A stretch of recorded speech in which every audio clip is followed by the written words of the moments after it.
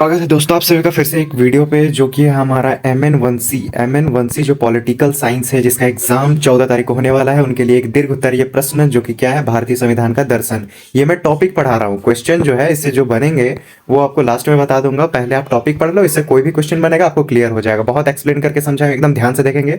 मैं वीडियो को थोड़ा सा फास्ट इसलिए कर देता हूँ ताकि आप वैसे भी 2x में या 3x में आप देखते हो, ताकि जल्दी जल्दी रिविजन हो जाए। तो मैं खुद ही फास्ट बोलता हूँ और उसको कर भी देता हूँ फास्ट 1:1.1x। ठीक है, चलिए परिचय और दर्शन का आशय समझते हैं। सबसे पहले यहाँ पर भारतीय संविधान का दर्शन उन बुनियादी मूल्यों, आदर्शों और नैतिक दृष्टि को दर्शाता है जिनके आधार पर, ठीक है, जिनके आधार पर राष्ट्र का निर्माण होता है। मतलब ये संविधान का दर्शन वो चीज है जिसके आधार पे देश का क्या निर्माण होता है, राष्ट्र का। यह केवल एक कानूनी दस्तावेज नहीं बल्कि भारत की राष्ट्रीय आकांक्षाओं और सामाजिक क्रांति का घोषणा पत्र है। इस दर्शन का मूल स्रोत संविधान सभा की बहसें और पंडित नेहरू द्वारा प्रस्तुत उद्देश्य संकल्प है। संविधान अपने नागरिकों के लिए न्याय, स्वतंत्रता, समानता और बंधुत्व सुनिश्चित करने पर केंद्रित है। प्रस्तावना देखें तो इसमें निहित मूल सिद्धांत, संविधान की प्रस्तावना उसके दर्शन का सार है। यह भारत को एक संप्रभु, समाजवादी, पंथ निरपेक्ष, लोकतांत्रिक गणराज्य घोषित करती है। संप्रभुता बताती है कि अंतिम शक्ति भारत के लोगों में निहित है।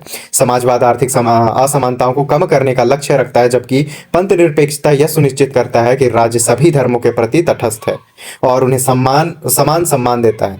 लोकतंत्र एक व्यक्ति, एक वोट और एक गणराज्य, निर्वाचित राष्ट्र प्रमुख बोले तो, ठीक है, इसकी राजनीति प्रतिबद्धताएं हैं। ठीक है, आगे बढ़े तो हम लोग समझते हैं व्यक्तिगत स्वतंत्रता की मौलिक अधिकार। ठीक है, संविधान का दर्शन व्यक्तिगत स्वतंत्रता को सर्वोच्च प्राथमिकता देता है। मौलिक अधिकार जिसको फंडामेंटल राइट्स बोलते हैं इंग्लिश में, अनुच्छेद 12 से 35। आप डिस्क्रिप्शन में जाके आप वीडियो देखेंगे, लिंक दिया है मैंने, आप जाकर के वहां प्लेलिस्ट में देखेंगे। आपको जो fundamental rights and fundamental duties है वो बहुत अच्छे से समझा दिया हूँ। आप एक बार देखेंगे, आपको रिविजन की जरूरत नहीं पड़ेगा, कॉपी पेन निकालने की जरूरत नहीं पड़ेगा, याद हो जाएगा। ये अधिकार विशेष रूप से समानता का अधिकार अनुच्छेद 14 से 18, स्वतंत्रता का अधिकार अनुच्छेद 19 से 22 उदारवादी दर्शन के प्रति इसकी प्रतिबद्धता को दर्शाते हैं।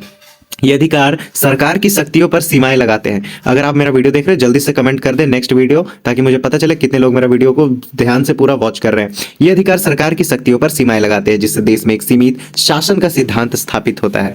चलिए आगे बढ़ते हैं तो सामाजिक, आर्थिक न्याय और राज्य के नीति निर्देशक सिद्धांत। संविधान का दर्शन सिर्फ राजनीतिक स्वतंत्रता तक सीमित नहीं है, बल्कि सामाजिक और आर्थिक न्याय पर भी बल देता है। राज्य के नीति निर्देशक सिद्धांत इसी लक्ष्य को प्राप्त करने के लिए राज्य को निर्देश देते हैं। ये सिद्धांत भारत में एक कल्याणकारी राज्य की स्थापना का मार्ग प्रशस्त करते हैं।